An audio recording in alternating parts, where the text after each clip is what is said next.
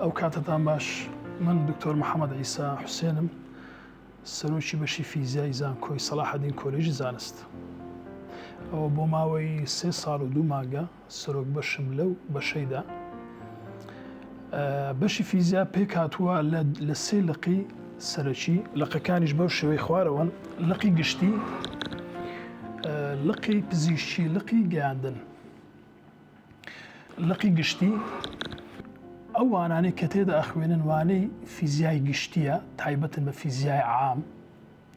پزیشکێکەش ئەو وانانەی تێدا ئەخوێنن کە برێتیە لە تایبەتن بە وانانەی کەوا سەر بە پزیشکین یان نزیکە لەلایەنی پزیشکی. لقەکەی تریشمان پێی دەرێ فیزیای گەیاندن، ئەو تایبەتە بە لقی گەیاندن و ئەو بابەتانی کەوا نزیکن لە ئەنتێنا و لە نێتوۆرکینگ و لە هەندەسەی گەیاندن. بەنسبەت تێڕوانینی گشتی لە پرۆگرامەکانی فیزیا، ئێمە بەرنامجەکانی فیزیای دیارە، مەسەلەن لە دامەزراندن و لە خەستەخانە و لە یەکە حکومی و ناحکومیەکان لە هەموو بارەکان لە خودای بە زیادبی ئەمە کادرمان هەیە لەوێن دەرێ و قوتابیەکانیشمان دادەمەزرێن بە شێوەیەکی گشتیش دەتوانە ببن بە مامۆستاشت. پاشیە و بڕیارەی جەنابی وەزیرداتی بەدەستخۆشیەوە دەتوانن لە بواری مامۆستاتیش ئیش بکەن. ئێستا ئەمە فاکەڵتیمان نییە وەکو بەشی نێمە، چونکە بە خۆت باش دەزانی فاکەڵتی پێک هاتووە لە چەند بەشێک لە یەکە ئیش دەکە، پێی وترێ فاکەڵتی، بەڵام بەش نە. ئێمە بە خۆمان لە بەش خۆمان 3 لقمان هەیە، یعنی پێویستمان بە فاکەڵتی نییە، هەر کاتێکی ویستمان زۆر شتێکی احتیاطی و دەتوانین بکەین بە فاکەڵتی. بگەڕێنەوە سەر لقەکان، لقی گشتی و پزیشکی و گەیاندن بزان ئایا چوانەکی تێدا ئەخوێنن، ئەو کابرا لەو بوارە دەتوانێت ئیش بکە. مەسەلەن لە بواری فیزیای گشتی نیوکلەرمان هەیە، سۆلیدمان هەیە، ئەلکترۆماگنێتیک تیریمان هەیە، یان لە فیزیای پزیشکی ئەو دەرسانێک کە تێدا دەخوێنین زۆرە، بەڵام ئەمە کە باز دەکەم قەزم لە قۆناغی 4 کە قۆناغێکی تەخەسوسیە لە قوتابیەکان. مەسەلەن لە قۆناغی 4 لە کۆرسیەک ئەو بابەتانی خوارەوە خوێنن: لیزر ئین میدیسن، پراکتیکال فیزیکس، ریسێرچ مێتۆد، ئەلکترۆماگنێتیک تیری و میدیسن ایمیجینگ. ئەوە لە کۆرسیەک، یان لە کۆرسی 2 ئەو بابەتانی خوارەوە دەخوێنرێ: پرۆبابلیتی یان ستاتیستیک، پراکتیکال فیزیکس، ریسێرچ پرۆجێکت، مێدیکال ئینسترومنت لەگەڵ رادیشن، دۆزمیتری. ئەوە بەنسبەت لقی مێدیکال. وانەکانی قۆناغی 4 من بالذات باز دەکەم، شێمە هەتا ئێستا لە 1 و لە 2 تقریبا نفسی منهجە، یعنی نفسی منهجی ئەخوێنین، بەڵام لە سەفی یعنی لە قۆناغی 3 تقریبا وانەکان جیا ئەکرێتەوە و لقی گشتیە، لقی پزیشکی. بەڵام ئەمە وەکو لێرە هەر لە بیداهاتی لقەکانەمە کابرا کەلا بە سیستەم دی ئەمە لە قۆناغی یەکەم ڕابۆی دادنێت کە کابرا لە گشتی وەردەگیرێ، یان لە مدیکالی یان لە چی کابرا لە قۆناغی یەکەم ڕاکە لە گشتی وەرگیرە ناتوانانی لە مەرحەلە 3 خۆ یەکلاکاتە، لە قۆناغی 1 بە ئەمە یەکلاکەن و ئایا لە گشتیە. بەڵام ئەمە وەکو منهج لە قۆناغی 1 و 2 نفسی منهجە تا دەبتە مەرحەلە 3. لە مەرحەلە 3 دەزەکە بە گۆڕانکاریەکانی وانەکانی خوێندن. ئێستا لە قۆناغی 4 گشتی بابرێن لە بۆ کۆرسی یەکەم 4th year for first semester ئەو دەرسانە دەخینین: Principle of Nuclear Physics، Properties of Solid، Principle of Electromagnetic Theory، Principle of Laser، Practical Physics لەگەڵ Research Project. و لەگەر ئلکتیڤیشمان ئەو ئلکتیڤە بەپێی خۆمان دادێنن ئایا قوتابیەکانمان تا چە حەدێکی پێویستی بەو بابەتە ئلکتیڤە هەیە ئێمە بۆی دادنەی لە بەش بەپێی لیژنەی علمی. و هەروە بەنسبەت قۆناغی 4 گەیاندنیشمان هەیە. قۆناغی 4 گەیاندن ئەوە لقی گەیاندنە قەزمان لە کۆرسیەک: وایرلس نێتوۆرک، پراکتیکال فیزیکس، ریسێرچ مێتۆد، سویچینگ ئەند راوتینگ، مۆبایل کۆمونیکیشن سیستەم لەگەر ئلکتیڤمان هەیە، و ئەنتێنە تیۆری ئەند پرۆپاگیشن. و لە کۆرسی 2 شەم بابەتانە دەخوێنین: دیجیتال سیگنال پرۆسیسینگ، پراکتیکال فیزیکس، ریسێرچ پرۆجێکت، نێتوۆرکینگ دیزاین، سیلولار کۆمونیکیشن سیستەم لەگەر ئلکتیڤ، و سەتەلایت کۆمونیکیشن. ئەو بەنسبەت منهجەکانی کە لە هەر سێک لقەکانی لە قۆناغی 4 گشتی پزیشکی وەگەیان. کۆمەلگە بەڕاستی دەورێکی زۆر سەرەکیە لە هاندانی قوتابیانمان بۆی بێن بە ئەو بەشە. من لێرەوە پێیان ڕادەگەێنم ئەو بەشەکی زۆر یعنی پێویستە بۆ ئەو کۆمەلگای بەڕاستی یعنی کابرا لێوابی ئەگەر فیزیای خوێند یعنی هەیە ئەو پرسیارەی دەکات دەرێ فیزیا زەحمەت و بەس فعلا فیزیا وانەی زۆر خۆشە وانەی تابری بکاکەش تایبەتە بە ژیان تۆ لەباری خۆت لە پزیشتی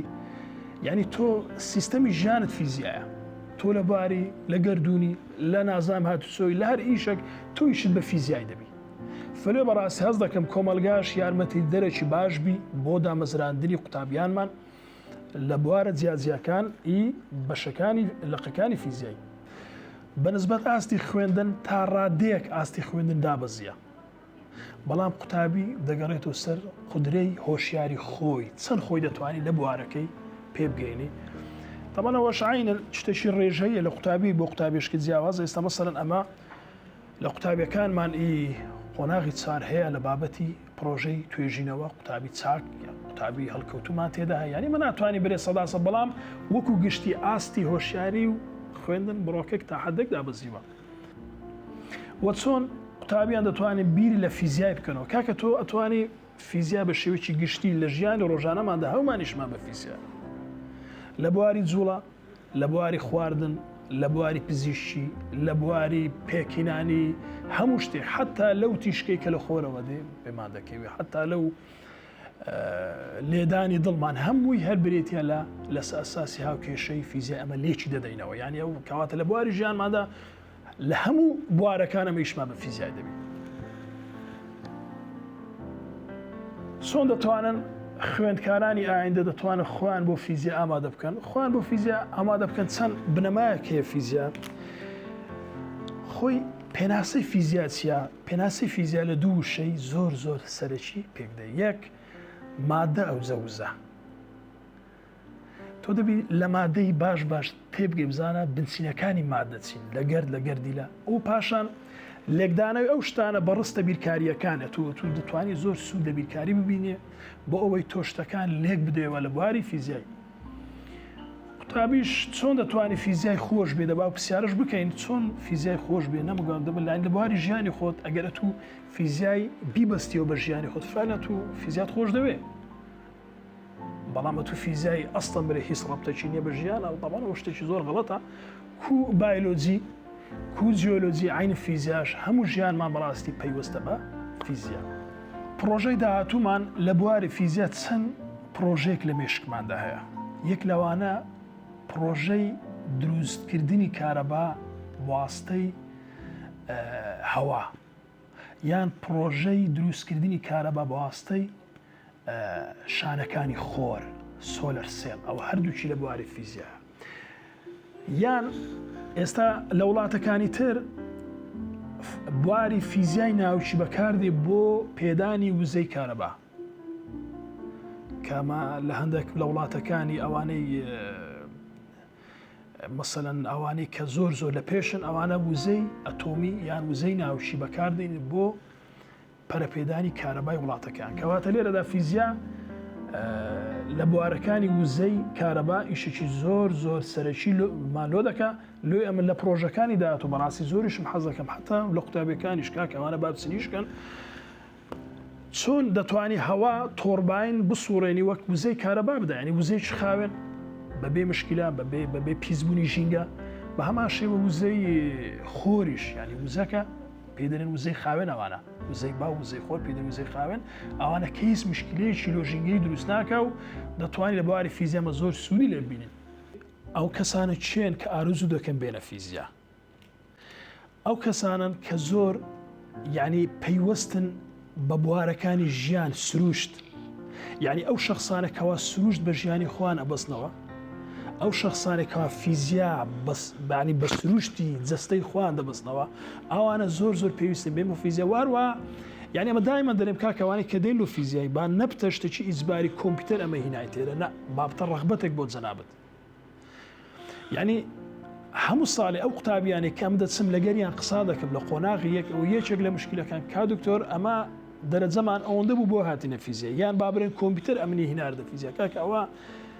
نەک لە فیزیایی لە هەموو بوارەکانی ژیان لە هەر کۆلێژێک ئەگەر جەنابەت ئارەزووی خۆشەویستی ئەو خوێندنە بە قەنەعەت کە تێدا سەرکەوتو نابێ. بۆیە پێش هەموو شتێکی خۆشەویستی ئەو دەرسێ لەکە قوتابیان شتێکی زۆر گرینگە و بەستنی ئەو دەرسەی لەگەروانەکانی ژیانت لە بواری ئەو برایگوتی گردوون، لە بواری ژینگە، لە بواری سەحی، لە بواری گواستنەوەگە هەموو شوێنە تۆ دەتوانانی ببەستێ بە فیزیا. وەختی فیزیا لە لای قوتابیان شتێکی زۆر خۆشەویست دەبی واروە وانەکانیش بە ئاسانی وەردەگری. یعنی کابرا ئەگەر شتێکی لا خۆشەویست نەبی ئەستان کەیفی بە مادەکەش نایە. دەستان خۆش بی دووبارە یاخوا بە خێر بێنەوە. ئەمە شانازی دەکەین بە قوتابیۆکی نۆشکەوە دێن چاوپێکەوتنی لەگەر ئەو مامۆستایانە بەڕێزانە دەکەن ئەوە لە پەرۆشی خۆتانە هەرساغ و سەلام.